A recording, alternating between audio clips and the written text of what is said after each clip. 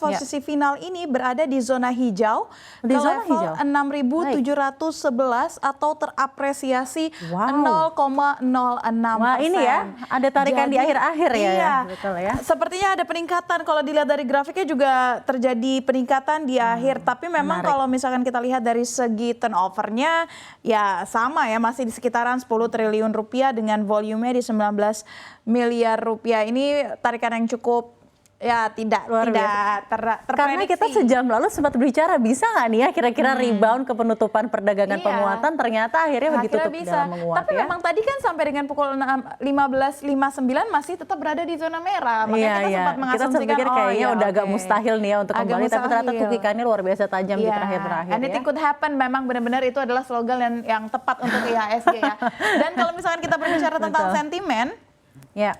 memang sentimen yang menjadi penggerak dari hari ini adalah banyaknya data-data dari dalam negeri terkait dengan neraca dagang, di mana neraca perdagangan Indonesia pada April 2023 ini mengalami surplus di 3,94 miliar US dollar. Surplus ini terutama berasal dari sektor non-migas sebesar 5,64 miliar US dollar, namun terreduksi oleh defisit sektor migas senilai 1,70 miliar US dollar.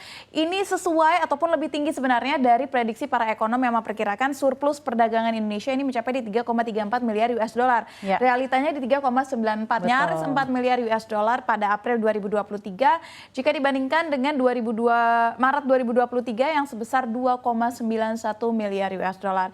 Dan posisi surplus Indonesia pada April 2023 terjadi di atas India, Amerika Serikat, dan Filipina. Ini menunjukkan bahwa memang perekonomian kita masih cukup baik sesuai dengan pernyataan para petinggi-petinggi perbankan negara, BI, pemerintah yang mengatakan bahwa ekonomi negara kita cukup prudent dan sudah mulai kembali.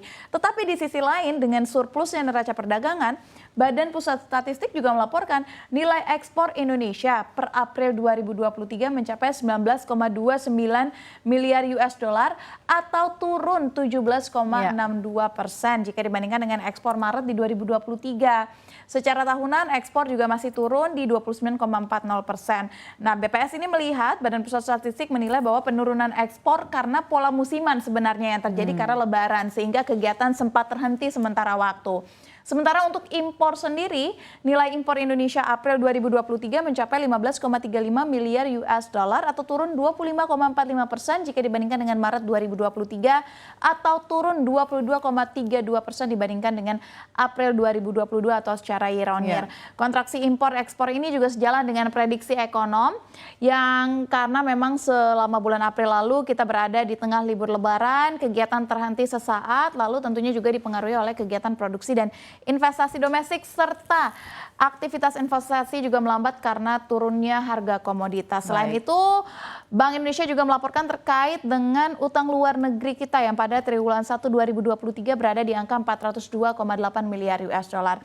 Posisi ini mengalami kontraksi pertumbuhan sebesar 1,9% secara year on year dan melanjutkan kontraksi pada triwulan sebelumnya sebesar 4,1%. Kurang lebihnya sentimen dari dalam negeri itu, Ade. Lalu secara sektoral seperti apa? Karena kalau kita melihat juga beberapa saham-saham big caps juga rasanya menjadi pemberat di sesi 1 tadi, walaupun akhirnya nanti hari ditutup juga ya di penutupan penguatan saat ini. Ya, kalau kita lihat secara sektoral memang big caps ini menjadi pemberat di sesi 1 hingga akhirnya terjerembab cukup dalam di zona merah, khususnya untuk BBRI, Telkom, Goto, dan BBCA itu sempat berada di zona merah pada sesi pertama 1 tadi. Dan kalau misalkan kita melihat dari BBRI ataupun BBCA, ini kita kembali lagi ke sentimen yang terjadi di Amerika Serikat yang turut memberikan dampak psikologis pada investasi perbankan di dalam negeri, sehingga kita lihat BBCA hari ini terkoreksi 0,28%, BBRI di sesi 1 terkoreksi namun akhirnya ditutup stagnan.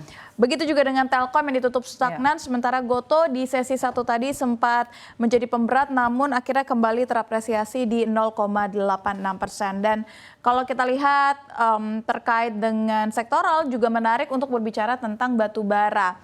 Batu bara ini sepertinya investor sedang terjebak di dividen trap ya, karena kemarin habis membagikan dividen yang cukup besar untuk saham-saham batu bara, tetapi memang sebenarnya kalau kita lihat secara saham ini sahamnya sedang banyak yang melemah karena memang harga batu baranya juga sudah turun cukup dalam 60% secara year to date.